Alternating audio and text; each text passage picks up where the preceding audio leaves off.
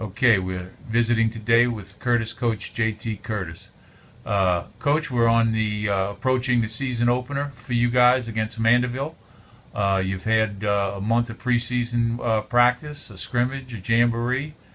Um, Give us an assessment of where your team stands as you head into the opener against Mandeville. Well, you really kind of hit the nail on the head when you said we've had a month. I think they're ready to get into some other opponents. Certainly, the jamboree was a good time, but it didn't count, and so I think everybody's excited about the opportunity to get into the season. We're opening it up with Mandeville High School, who's got a good football team again, and Coach LeComp has built a really fine program there. So we know we'll have a challenge going across the lake to play there.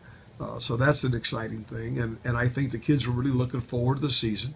And so it's what you prepare for. It's what we've worked for since January, and I think the team is a work in progress, which you would expect early in the season. It's not a team that's laden with a lot of seniors, but we have some good ones that are good leaders. And so I think as this team progresses through the year, if we can stay healthy, and that's always a key, I think we have a chance to be a pretty good team before it's over. What would be areas of strength for this team? I think certainly we feel good about both of our running backs and our quarterback. We like our receivers. They got good size and got good speed. Like our secondary, got some experience back there. Got some guys that have been under the gun and have made big plays. We're rebuilding in the front, both offensively and defensively, both defensive line and offensive line. We're kind of rebuilding that. And the linebackers are guys that played last year but didn't get to play as starters a whole lot. But we think guys that as time progresses, they'll get better and better. So that's been the challenge really since the spring, is to see how quickly we can get that offensive line to perform, and the defensive line to be able to get off blocks and help us make tackles. And so the secondary, I think, is going to have to make plays for us to carry us early while these interior people kind of mature and grow up. How about your kicking game? I know you guys take a lot of pride and put a lot of effort into that, and you are replacing a very talented departed senior in Austin Linden. We sure are, and the Sexsnyder boy is going to take his duties. They worked together side by side last year. He'll handle both place kicking, and the punting duties. And if our preseason work is any indication, I think he'll be outstanding. When he hits it, he can drive the ball 40 plus yards. Has a nice leg on kickoffs. He's going to be in there around anywhere between the 5 and the goal line, and if he mishits it, he'll be around the 10, which is not bad in high school. But I think, again, as the season progresses and he gains confidence under the pressure, you'll see a guy that can be a weapon for us in the kicking game. Finally, to have some fun with you, but in a serious vein, you guys will be participating in a Division I playoffs this season by your own hand, so to speak. Have you given much thought to it? I mean, what do you expect that to be like? Fans have got to be salivating.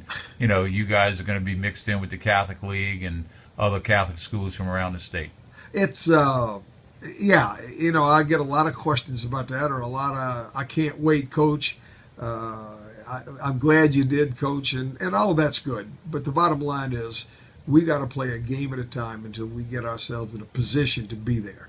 And certainly there were a couple of factors that went with this, but one of them is that we've got to put our state back together. We got to do something to unite our schools. We've had too good of a product for too long to go our separate ways, and there's still some hard feelings about how this was handled in a lot of the private and parochial schools, and we need to kind of mend that together, and I hope this will be one of those ways to do it.